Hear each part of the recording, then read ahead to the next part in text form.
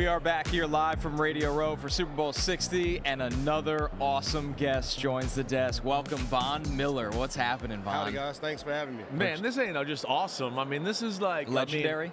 This is legendary. This is Von Miller. Von Miller is a first ballot Hall of Famer. He's one of the greatest pass rushers ever. And the last time I was in this damn city, I was sitting in like row 25. My dad was announcing the game, and I can remember the night before, because everybody was picking the Panthers to win the game. Yep. And you made a comment to my dad, I guess, earlier in the week, like, if we could stop the run, we'll beat them. Yeah. We'll beat them. And you guys slowed down the run, and that gave you chances to go make some plays and get some sacks. Yeah, Super Bowls are different than any other part in the season. You know, it kind of has that same feel from when we played. Everybody's going to Seattle Seahawks, Seahawks. Right. But this New England Patriots team is great. I think this game is a whole lot. It's more evenly matched than what guys are thinking about. Yeah. I think this Super Bowl will be one of the most competitive Super Bowls that we've had in a while. I still think the Seattle Seahawks pull it off at the end. Yeah, right. But it'll be a super, super tight one. That's kind of how we feel, We've too. been saying, We're like, right a there with special you. teams play swings it one way, Yeah. or one kind of turnover, or whatever it is. So, yeah, I mean, it's going to be really interesting. What have you seen from both of these quarterbacks? Because we were just saying to Donovan, it's not a quarterback-branded Super Bowl, which is great to have. It's about the entire teams. You got the young guy in Drake May on the rise, Sam Darnold, who is a reclamation project. How do you view that side of this matchup? Obviously, when we look at both teams, they're both led by these defenses. Yeah, that's right. Have players all over the defense. Leaders of the offense, Sam Darnold and Jackson Smith and the Jigba, their connection has been incredible throughout this whole entire season. I don't think anybody outside of those guys knew what they were going to do this season, and it's special to watch.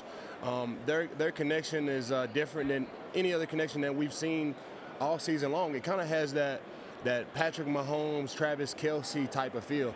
They're so in tune, they're so tapped in.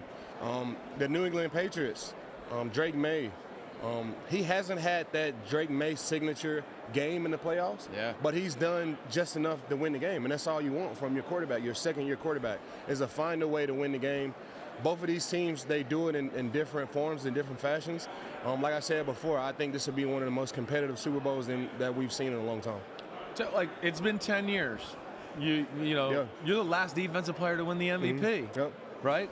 What like when you think about it now, right? What do you think about that day at Super Bowl 50?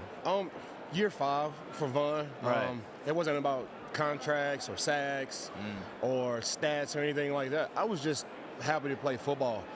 We had Peyton Manning, DeMarcus Ware, Wade Phillips, Coach Kubiak. I wanted to win the game for those guys. And I think whenever you are playing for somebody else, you're able to pull more out of yourself than what you normally would do. For me, it was all about my team. It was all about winning that game for my teammates. 10 years later, now I got 3 kids. I didn't have any kids back then. Now I have 3 kids.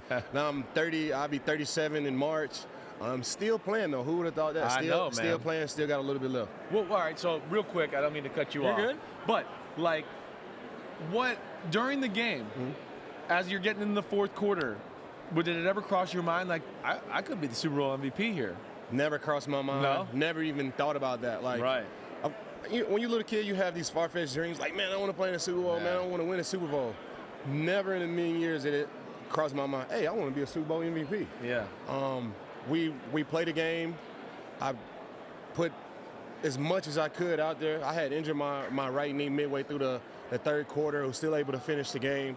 I was just worried about winning the game. When the game was won, we're getting ready to walk on the field. Confetti starts dropping.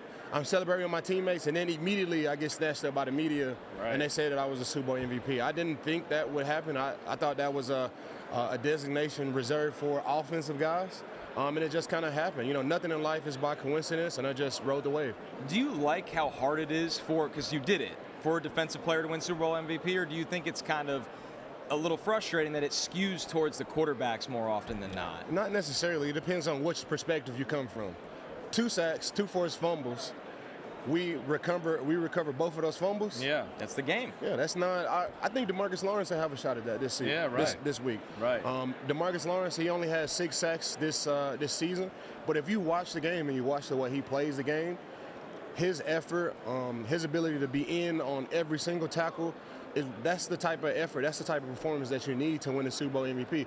He's my dark horse to win it this week for sure. I like that. I like that a lot. That's a good dark horse. All right, I want to hear about your Green Pastures Chicken. I know it's your company. Well, tell us about it. So Green Pastures Chicken is different than any other chicken that you've ever tasted in the world.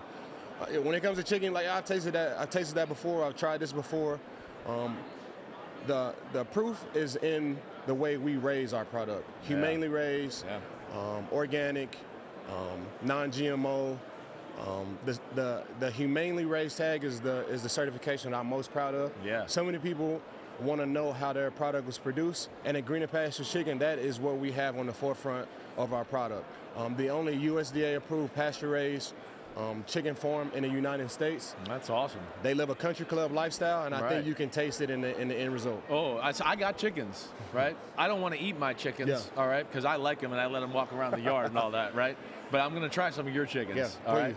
I mean, I know you're invested in this. You've been talking about this stuff for a long, long time. Forever. GreenandPasturesChicken.com. Go check it out. Not bad for an Aggie, right? You're not a Longhorn. You're not quite as smart as we are, but not bad for a Texas A&M Aggie. Yeah. I mean, we all make mistakes. I just chalked that one up for you too. Von Miller, thanks so much for dropping by. Yo. Thanks for watching, homies. We are now in the NFL season here on Chris Simms Unbuttoned. Hit subscribe to get our weekly picks, game recaps, film deep dives, and much, much more. Thanks again for watching. Subscribe, rate, review. Peace out. You know where to find us.